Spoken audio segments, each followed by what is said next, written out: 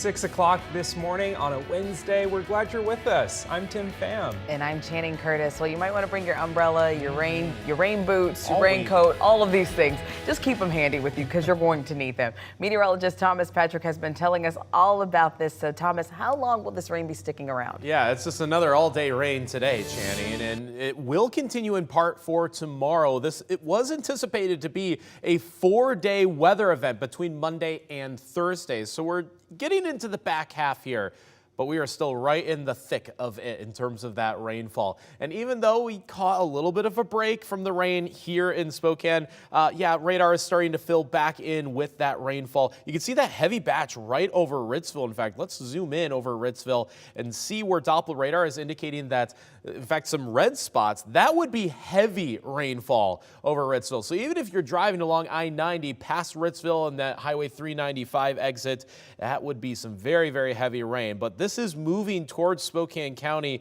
just once again resumed over Medical Lake and Airway Heights. So we'll see a few lighter sprinkles in a couple minutes here. And within the next hour, that rain will pick up with a bit more gusto. New in the last 12 hours, the Liberty Lake City Council passed an ordinance giving them more control of the city's library. This gives council members the authority to approve or deny any policy created by the library board with a majority vote.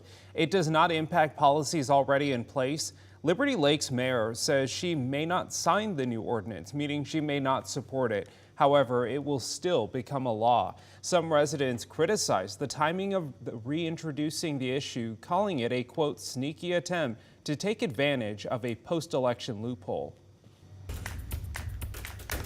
This week, health leaders will host 2 educational meetings in Airway Heights about PFAS on the West Plains. So this morning, our Brandon T. Jones is joining us live where these meetings will be taking place. So Brandon, can you tell us more about what's going to be discussed in these meetings and what are organizers really hoping to provide to the community?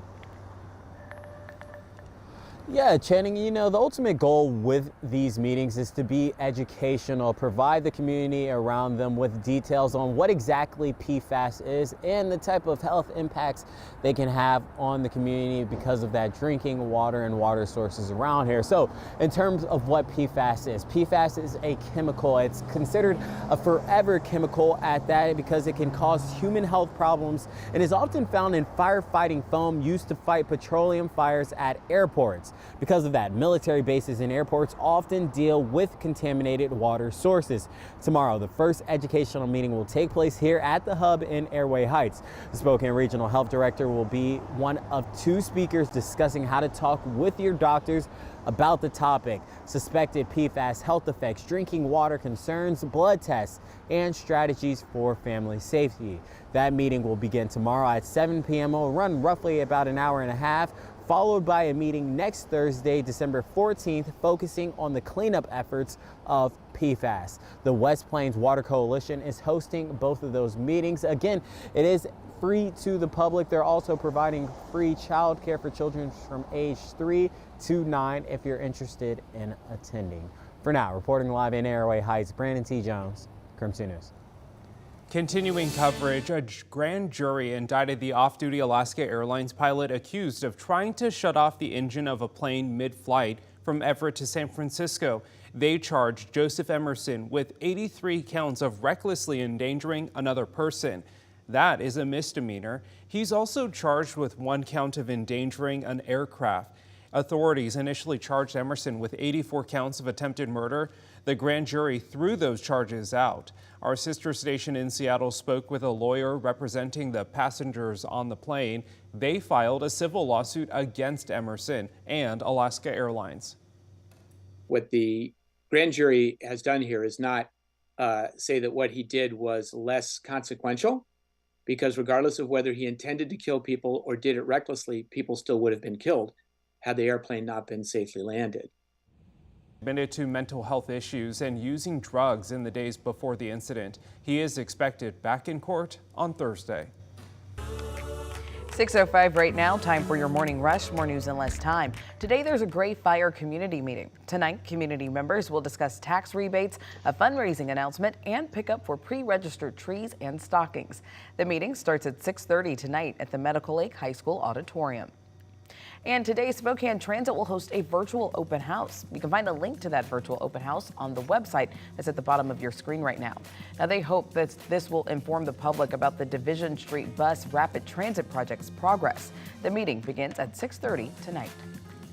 Well, the Gonzaga men's basketball team dominated the University of Arkansas Pine Bluff last night in the Kennel, winning 111-71. Up next for the Zags, they're heading to UW. Tip-off for that game is Saturday at 8 p.m. And the WSU women hung on to win against South Dakota State 69-64. WSU is now 10-1 on the season. They also take on the University of Washington on Sunday at 1 p.m. in Pullman. And that's a look at your morning rush. Covering North Idaho this morning, Kootenai County detectives identified the human remains found last week. Jacob Keith Fulweiler was reported missing back in February of this year. The 36-year-old was from Rathdrum.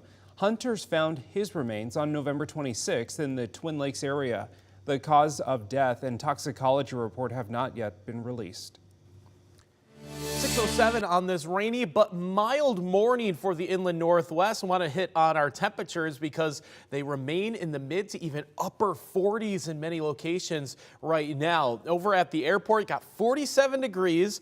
Getting a break from the rainfall. That's not going to last for much longer. But with the warm front and this overall weather pattern has kept things mild. There are even 50s on the map. It's 50 degrees in Ritzville and 50 in Lewiston. By the way, in Lewiston at 60 degrees yesterday, you set a record high temperature even with all this rainfall across the inland Northwest, which does continue to fall for the most part. Looks like some areas on the Palouse a little bit drier than those in central and northern Washington right now. But for the most part, looks like another day of all-day rainfalls will add another ½ inch to a full inch of rain to what we've already picked up in these next 24 hours.